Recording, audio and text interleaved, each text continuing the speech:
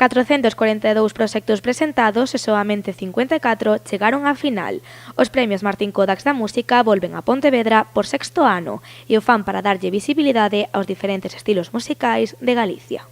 Son, digamos, que o perfecto catálogo que pode ter calquera persoa programadora pois para que precisamente agora que chega a temporada máis estival, esta temporada na que se dá máis que a música chegue ás rúas e ás prazas dos concellos, pois que realmente os músicos galegos pois teñan aí unha fonte inesgotável, vámoslo decir, de traballo.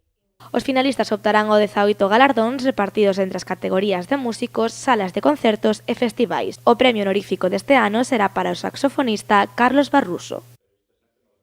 Dar visibilidade pois a unha industria puxante, pero tamén variada, rica e dunha gran calidade, non? Admirada fora das fronteiras de Galicia e de España, e que aquí, bueno, pois nos últimos anos, gracias a este tipo de actos, está collendo máis e máis valor. O evento será o vindeiro mércores ás 9 no Pazo da Cultura. Ademais, ao rematar o acto, haberá unha degustación de produtos con denominación de orixe. E como cada ano, tampouco faltarán as reivindicacións e o percorrido histórico pola música viral galega.